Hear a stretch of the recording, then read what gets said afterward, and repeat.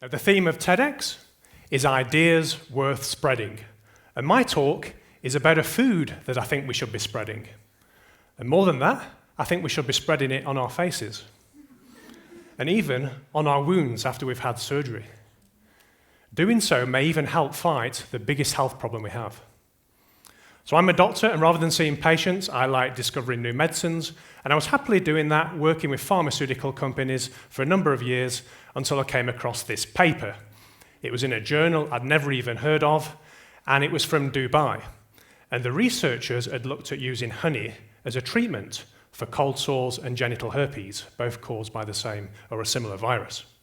And in the research, they used honey, and they compared it to the standard antivirus medication, a drug that sells hundreds of millions of dollars worth every year. And the results were pretty remarkable. The time for the lesions to heal was around 6 days with the drug, and less than half of that for the honey. It was far superior.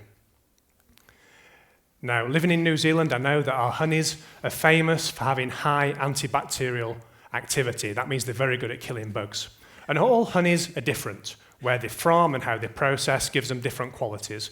A bit like wine. You're all familiar with good quality wines and poor quality wines. How they process, where they're from, determines the quality. I'm sure you all drink some very, very nice wines, far better than the stuff I drink, which comes out of cardboard boxes. And on this slide, you just need to look at the 2 red arrows. So we tested some New Zealand honey, some Carnuka honey from the Bay of Plenty against MRSA.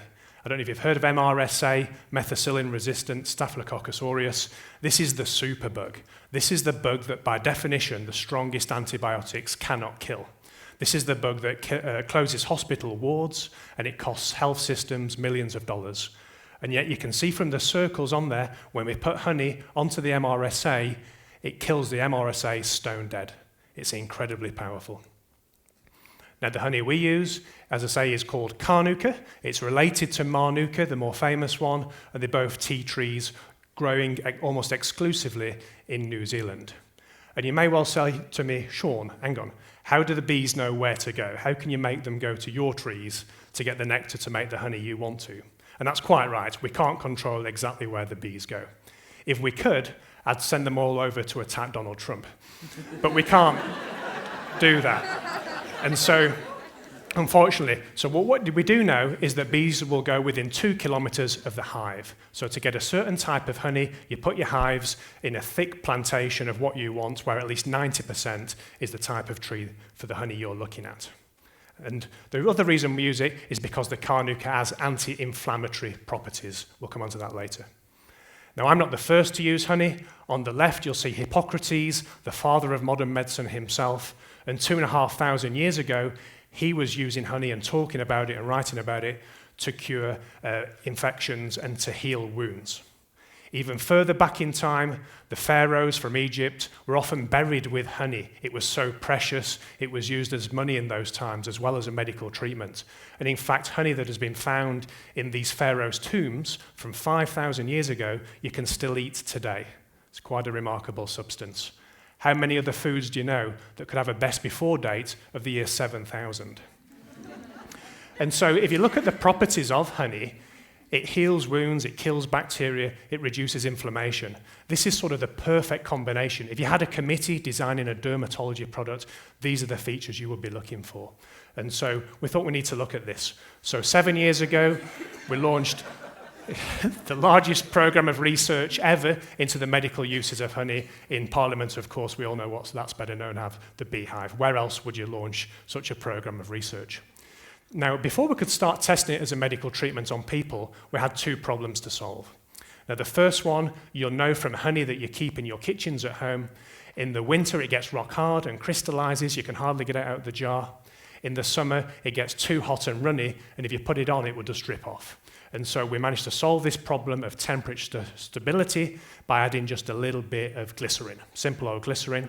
You can't do too much to natural products. If you do too much, you'll ruin their effectiveness. But a little bit of glycerin makes it a beautiful, stable product.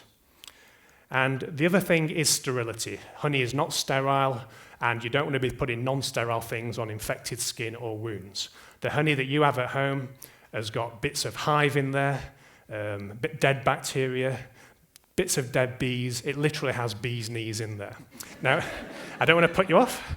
It's perfectly safe to eat. Your stomach acid will destroy all those nasty things. But as a skin medicine, that's no good.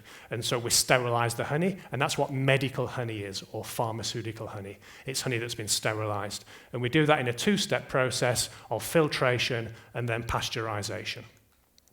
And so what does it do for people? Here's a brief summary of some of the conditions we've looked at. This is a condition called rosacea.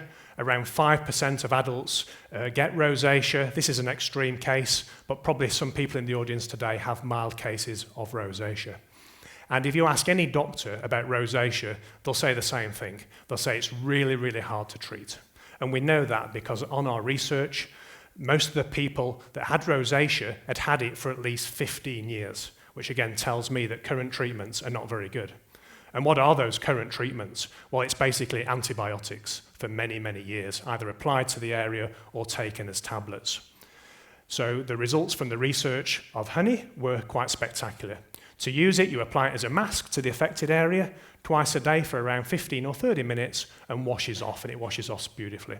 And the results were stunning. In just 8 weeks, 2/3 of people had a positive response, 1/3 had a large response, and 1 in 8, something we didn't even anticipate, had total clearance of their rosacea after just 8 weeks, after having it for often 15 years.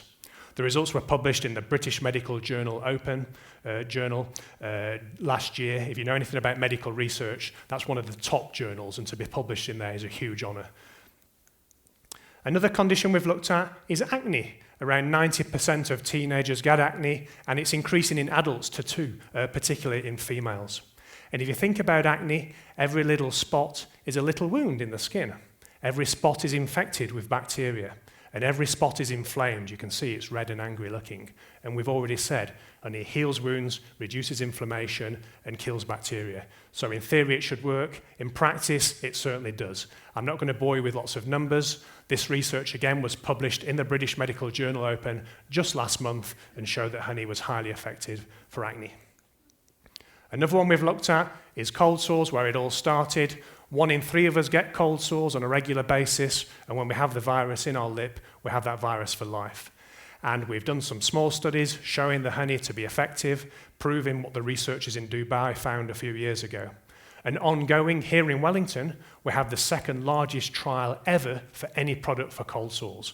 It's being run at the Medical Research Institute of New Zealand in Wellington Hospital, run by Dr. Alex Samprini, and he's going to be looking for 950 people to take part on this research. And we anticipate the results next year, and I'm strongly confident we'll find that it's better than any treatment that's already out there. Because a cold sore at the end of the day is just a wound, and a wound that needs to be healed. Now, it's not just us looking at the medical properties of honey. Other researchers are focusing on other conditions, and particularly wounds. And that can be wounds from injuries, wounds after surgery, or even burns from radiotherapy from people with cancer. And the results are fantastic. We find that honey heals the wounds really nicely. It stops them getting infected. And because of both these factors, there's less scarring as well. So it's a great, great treatment. Now, it costs around $1 billion to develop a single new medicine. And I've already told you that honey works for several conditions, and there's others as well. So perhaps here we have something we can make $1 or $2 out of, because we export several $100 million worth of honey already from New Zealand. It's one of our great exports. And that's all pretty much sold as jars of honey to eat at moderately high value. But as a medical product to treat these conditions, we can sell it at a much, much higher value and perhaps increase our export earnings from honey. And finally, I'd like to show you this slide, one of my favourite slides in medicine, and this is life expectancy for humans over the last several thousand years. It was around 25 for most of history until around 200 years ago, where you'll notice just a little bit of a change, such that a child born today has a really good chance of living to the age of 100. And we used to die often in the olden days from infections. A tooth abscess, you could die. You could cut your finger on a thorn, it gets infected and you could die. And so part of the improvement of life expectancy is better food and better hygiene and all these things, and often, of course, better medical treatments with antiseptics and then later antibiotics, so we don't tend to die from infections these days. Some people would say that this change occurred when the churches stopped killing the scientists, but not I, that would be controversial. And so we have a problem. We have a big, big problem. This is the logo for the World Health Organization, and they have stated that the #1 health emergency is antibiotic resistance. And there are a lot of scare stories in the media. A lot of them are rubbish. This one is the real deal. This is a really important issue.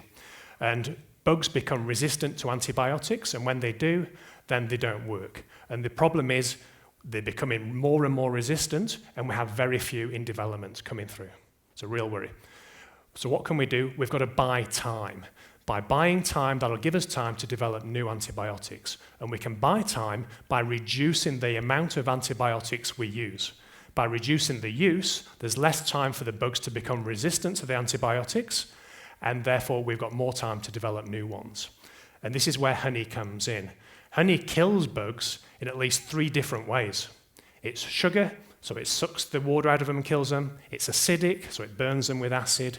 And it's got other chemicals in there as well which kill them, particularly our New Zealand honeys. And it's highly, highly unlikely that bugs will ever become resistant to honey because of the 3-pronged attack.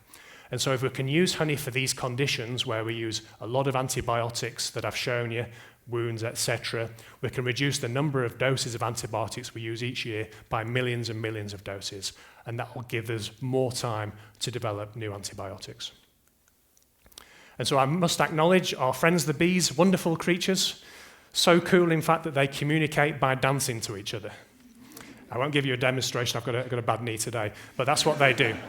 And we have around 50 million worker bees who collect our honey for us, making us one of the largest employers in the country. And so my idea that I think is worth spreading is the use of honey as a medical treatment to help things like acne and rosacea. By doing so, we can help people with these conditions and spread happiness.